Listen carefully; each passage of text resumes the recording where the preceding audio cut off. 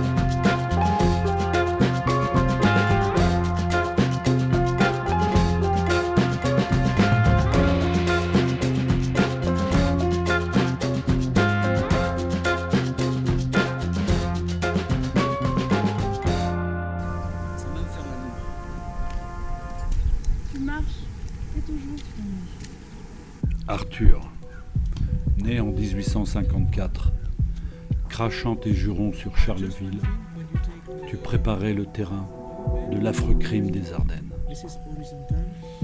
Ton père a fui, pas étonnant. 8 ans, tu entras à l'école. Tellement habile, drôle de petit latiniste. Octobre 1869, tu écris des poèmes, en grec, en français. Tu prends un train fou, Paris, sans ticket. L'incroyable contrôleur t'éjecte du rapide, pour les cieux, dans lequel lui ne voyage plus. Rimbaud, costume vert, fier de fouler la poussière, aux côtés de tes héros, espérant être fichu, rêvant à la fille sublime. Longue marche, lecture de poèmes, dans les meules de foin de Genet. Le voyant est né. Prophète fou, tu écris ton premier manifeste, et tu donnes des couleurs aux voyelles. Les consonnes s'inquiètent. De ton néant, de la mort du soleil, sur de vieilles maisons vénitiennes d'un canaletto, tu étudies les langues, entends parler de Lamba Alagi, de Harar, des derniers grands races d'Éthiopie. La mer Rouge en juin, les côtes tambourinent en Arabie. Harar, lieu magique du commerce. Aden, sud des Bédouins. Ogaden, Ogaden inconnu. Harar, Harar, civière jusqu'à Zéla. Tu es transbahuté, blâmant ta naissance. Tu meurs dans les bras de ta sainte Isabelle, ta sœur.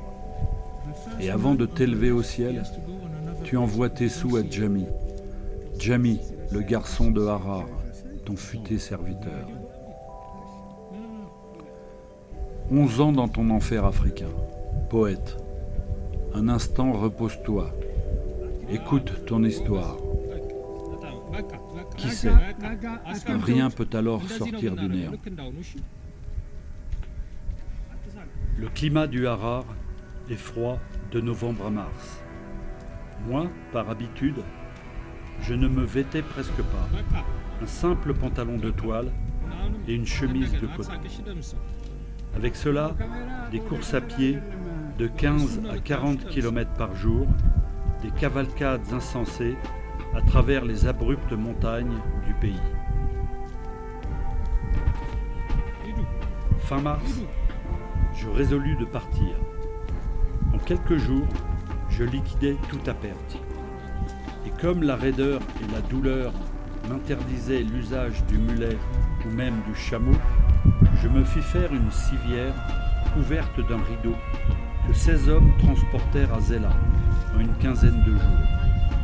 Le second jour du voyage, étant avancé loin de la caravane, je fus surpris dans un endroit désert par une pluie sous laquelle je restais étendu 16 heures sous l'eau, sans abri et sans possibilité de me mouvoir. Cela me fit beaucoup de mal. En route, je ne pus jamais me lever de ma civière.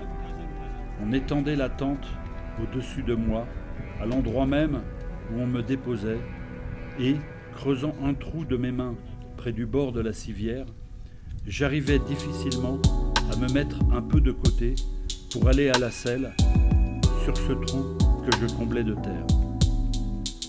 Le matin, on enlevait la tente au-dessus de moi, et on m'enlevait.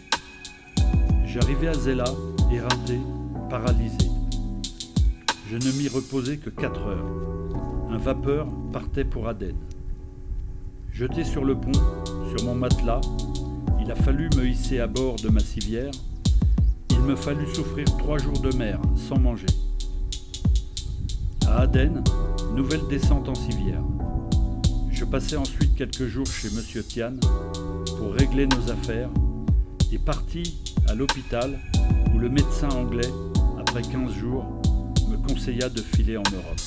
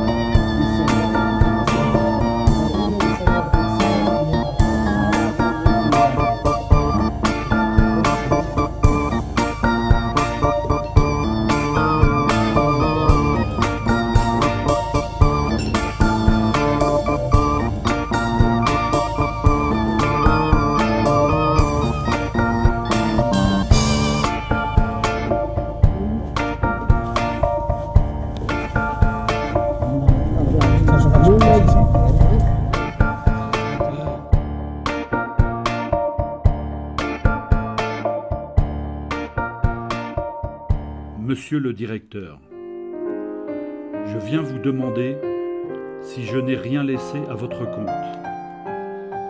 Je désire changer aujourd'hui de ce service-ci, dont je ne connais même pas le nom, mais en tout cas, que ce soit le service d'Affinard. Tous ces services sont là, partout, et moi, impotent, malheureux, je ne peux rien trouver. Le premier chien dans la rue vous dira cela. Envoyez-moi donc le prix des services d'Affinard à Suez. Je suis complètement paralysé. Donc, je désire me trouver de bonne heure à bord. Dites-moi à quelle heure je dois être transporté à bord.